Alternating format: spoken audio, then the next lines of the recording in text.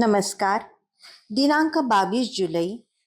कथेचं शीर्षक आहे विष्ठा लाव. गाणगापुरास एक महारोगी होता. त्याला अक्कलकोटात जाण्याचा दृष्टांत झाला. त्याप्रमाणे तो महाराजांना शरण आला. महाराजांनी त्याला विष्ठा लाव अशी आज्ञा केली. विष्ठाच लावायची तर इतरांची कशाला, महाराजांचीच लावू असा त्याने विचार केला. त्याप्रमाणे करताच 4 दिवसात त्याचा महारोग खपल्या पडून बरा झाला. परमार्थाकडे पाठ फिरवलेले जगातील सर्व आर्त आणि अर्थार्थी लोक हे महारोगीच म्हटले पाहिजेत. प्रपंचातील आसक्ती हीच त्यांची खरी व्याधी असते आणि तीच महारोगासारखी भयानक असते. त्यांची सारीच्या सारी इंद्रिये आणि अंतःकरणे या आसक्तीने सडलेली असतात. त्या सडक्या इंद्रियातून स्वार्थाची दुर्गंधीमय लस वाहत असते. तशीच मी माझेपणाची ठणकणारी वेदनाही असते. विषय सुखाच्या मलमाने क्षणिक बरे वाटले तरी ही माणसे नेहमीच असमाधानी आणि अस्वस्थ असतात. सदैव दुःखाने व्यापलेली असतात. म्हणून तर त्यांना आर्त म्हटले आहे. अर्थार्थी माणसे याहून फारशी वेगळी नसतात.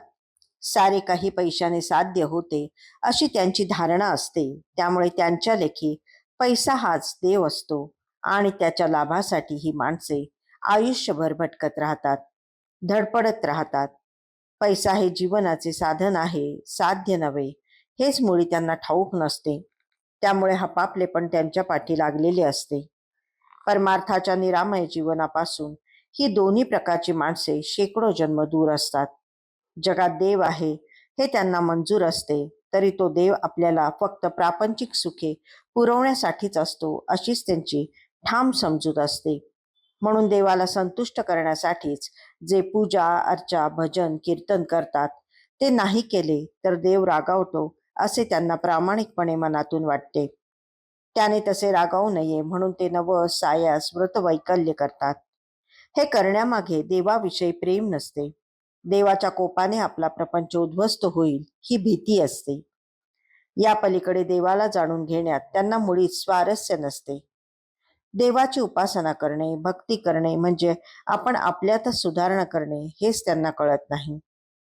प्रपंचाच्या आसक्तीचा महारोग जडलेली अशी माणसे जन्मामागून जन्म घेत आर्त आणि अर्थार्थी म्हणून जगतात आणि तशीच मरूनही जातात. मात्र पुन्हा पुन्हा जन्मास येण्याने आणि इथल्या दुःखांच्या भोगवट्याने यापैकी काहींना शिणवटा येत जातो व त्यातूनच त्यांना या जन्म मरणाच्या रहाटीचा उबग येतो. ही माणसे मग संसार चक्रातून सुटण्यासाठी पुन्हा देवाकडेच वळतात. परंतु भौतिक सुखांचा अपुरेपणा त्यांना त्यात उमगलेला असतो आणि देवच त्यातून आपल्याला तारू शकेल अशी श्रद्धा त्यांच्या मनात उपजते. अशा प्रकारच्या जीवांना जिज्ञासू म्हणतात. या लीलेतील महारोगी ब्राह्मण हा असा आर्त अर्थार्थी या वर्गातून जिज्ञासू या वर्गात आलेला जीव आहे.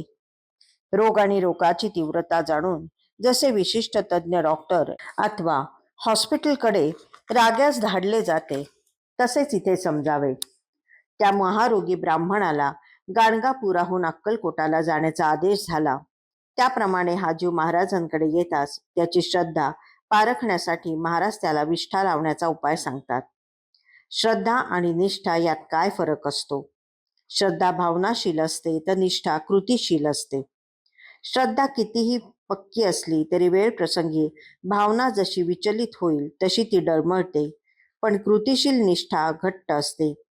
ती कोणत्याही प्रसंगात डळमळत नाही. म्हणून देवाला निष्ठाच हवी असते. त्यासाठीच तो अशा व्यवहारात कठीण अशा कसोट्या लावतो. विष्ठा लाव असे सांगण्यामागे त्या महारोगी ब्राह्मणाची निष्ठाच जोखण्याचा महाराजांचा मानस होता. त्या ब्राह्मणाची निष्ठा पक्की होती, त्यामुळे लोक काय म्हणतील याची यत्किंचितही चाड न बाळगता त्याने शब्दशः तो उपाय अंमलात आणला.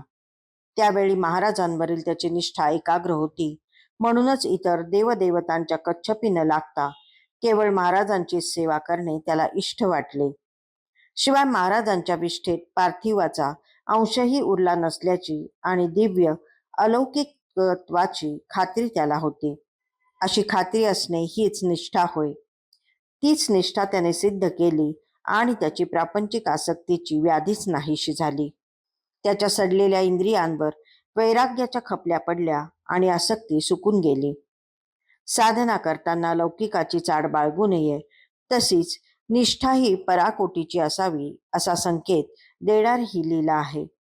धन्यवाद.